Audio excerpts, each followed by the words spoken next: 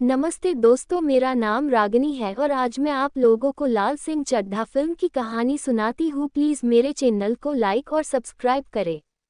तो कहानी शुरू होती है। 2014 में चंडीगढ़ जाने वाली एक ट्रेन में लाल सिंह चड्ढा नाम का एक आदमी अपने जीवन की कहानी अजनबियों को बताता है, जो गोलगप्पे खाते हुए उसके बगल में बैठते हैं। 1977 में एक लड़के के रूप में लाल का IQ 75 है और एक घुमावदार रीढ़ को सही करने के लिए लेग ब्रेसेस के साथ लगाया गया है। वह पंजाब के करौली में रहते हैं, अपनी मां के साथ, जो एक खेत चलाती है और उसे अपनी अक्षमताओं से परे जीने के लिए प्रोत्साहित करती है। वह स्कूल में अपने पहले दिन रूपा डिसूजा नाम की एक लड़की से मिलता है और दोनों सबसे अच्छे दोस्त बन जाते हैं। एक दिन दबंगों का एक समूह लाल पर पथराव करना शुरू कर देता है। जब वह उनसे बचने के लिए दौड़ता है तो उसके पैर के ब्रेसेस उतर जाते हैं और उसे पता चलता है कि वह एक तेज धावक है। रूपा के पिता को पुलिस ने गिरफ्तार कर लिया क्योंकि उसने उसकी मां को पीट कर मार डाला था। जब रूपा की मां की मृत्यु हो जाती है तो उसे अपनी दादी के साथ रहने के लिए भेज दिया जाता है, जो लाल के घर पर काम करती थी। लाल खुश था क्योंकि अब वह और रूपा हमेशा साथ रह सकते थे। जब 1984 के सिख विरोधी दंगे भड़क उठे तो लाल और उसकी मां सुरक्षित रहने के लिए अपनी मौसी के यहाँ रहने चले गए। वहां लाल की मुलाकात एक युवा शाहरुख खान से होती है और उसे डांस स्टेप्स और पोज सिखाता है, जिसे बाद में उसने अपनी फिल्मों में इस्तेमाल किया। लाल को दंगाइयों से बचाने के लिए लाल की मां ने एक सिख के रूप में अपनी पहचान छिपाने के लिए उसके लंबे बाल काट दिए और उसकी पगड़ी हटा दी। लाल की मां ने उसे और रूपा को दिल्ली के हिंदू कॉलेज में भेज दिया। वहां लाल कृष्ण आडवाणी की राम रथ यात्रा के साक्षी बने। लाल ट्रैक एंड फील्ड में भाग लेता है और कई पुरस्कार जीतता है, जबकि रूपा मॉडलिंग प्रतियोगिताओं में भाग लेना शुरू कर देती है क्योंकि वह मुंबई में एक मॉडल बनने और अमीर बनने का सपना देखती है। कुछ समय बाद लाल सेना में शामिल हो जाता है, जहां उसकी मुलाकात बलराजू बोदी उर्फ से होती है, जो एक अंडरगारमेंट व्यवसाय शुरू करना चाहता है। सेना छोड़ने के बाद वे दोनों एक अंडरगारमेंट निर्माण कंपनी शुरू करने का फैसला करते हैं। रूपा अपने सपनों को पूरा करने के लिए मुंबई जाती है। 1999 में भारत और पाकिस्तान के बीच कारगिल युद्ध छिड़ गया। लाल और बाला एक ही बटालियन में थे।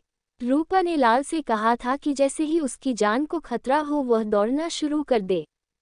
जब पाकिस्तानी सैनिकों को फायदा हुआ तो वह भागता है, लेकिन उसे पता चलता है कि बाला पीछे छूट गया है। वह वापस चला जाता है, लेकिन हर बार जब वह वापस जाता है तो वह एक अन्य सैनिक को घायल पाता है और मदद मांगता है। वह एक पाकिस्तानी कमांडर को भी बचाता है, यह नहीं जानते हुए कि वह दुश्मन था। वह बाला को दिल टूटने से नहीं बचा सका, लेकिन 5 सैनिकों को बचाने के लिए भारत सरकार द्वारा पदक से सम्मानित किया गया। रूपा ने कभी भी लाल द्वारा भेजे गए किसी भी पत्र का जवाब नहीं दिया।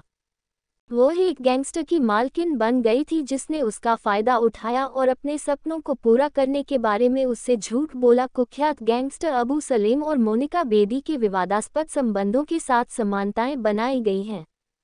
लाल उससे मिलने जाता है और गैंगस्टर को उसे थप्पड़ मारते हुए देखता है। लाला ने गुस्से में उसकी पिटाई कर जवाब दिया। लाल कहता है कि वह रूपा से प्यार करता है, लेकिन वह उससे कहती है कि उनका साथ में कोई भविष्य नहीं है और उसे भूल जाना चाहिए। लाल अचानक पाकिस्तानी सेनापति मोहम्मद पाजी को देखता है, जिसे उसने युद्ध के दौरान बचाया था।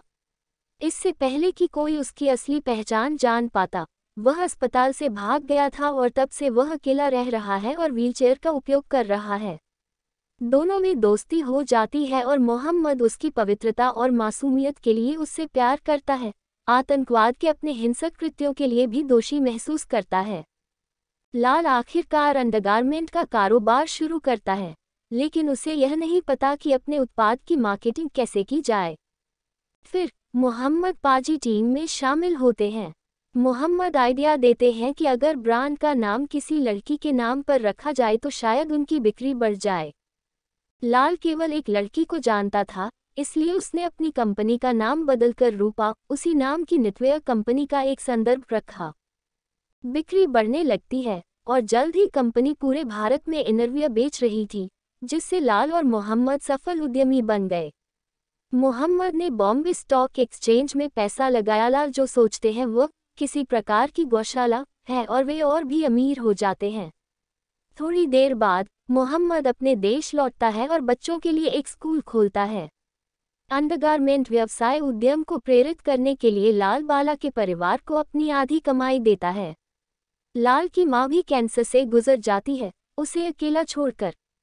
लाल अपना समय उस भूमि की देखभाल के लिए समर्पित करता है जिसे उसकी मां ने उसे छोड़ दिया था। रूपा उसके साथ रहने के लिए वापस आती है। वह अपनी भावनाओं का आदान प्रदान करती है और दोनों प्यार करते हैं। कुछ समय बाद पुलिस आती है और रूपा को गिरफ्तार करती है, क्योंकि उसके अंडरवर्ल्ड से संबंध थे, और लाल को जाने बिना उसे ले जाती है। उसे 6 महीने के लिए जेल भेज दिया जाता है। लाल दिल टूट गया है और बिना किसी विशेष कारण के दौड़ने का फैसला करता है। वह 4 साल से अधिक समय तक क्रॉस कंट्री मैराथन में जाता है। लोग सोचते हैं कि वह किसी महान उद्देश्य के लिए भाग रहा होगा, और मीडिया उसकी यात्रा को कवर करना शुरू कर देता है। उनका रन देश के लगभग हर इंच को कवर करता है। बरसों चलने के बाद वह अचानक रुक जाता है। बहुत से लोग उसके साथ साथ चलने लगे थे, यह सोचकर कि वह किसी महान उद्देश्य के लिए दौड़ रहा है। वे उससे पूछते हैं कि वह दार्शनिक उत्तर की अपेक्षा में क्यों रुका। घर पहुंचने पर लाल ने कई सालों के बाद फिर से पगड़ी पहनी। उसे यह जानकर सुखद आश्चर्य हुआ कि रूपा ने उसे ढेर सारे पत्र लिखे थे। वह ट्रेन में अपने साथी यात्रियों से कहता है कि रूपा ने अपनी सजा पूरी कर ली है और अब वह चंडीगढ़ में रह रही है और वह उससे मिलने जा रहा है। लाल रूपा के साथ फिर से मिलता है और उसे पता चलता है कि वह उसके अमन नाम के बेटे का पिता है। लाल भावुक हो जाता है और दोनों शादी कर लेते हैं। रूपा की कुछ समय बाद एक बीमारी के कारण मृत्यु हो जाती है। लाल अमन की देखभाल करता है और उसे उसी स्कूल में ले जाता है जहां वह गया था, यह सोचकर कि उसका जीवन पूर्ण चक्र में आ गया है।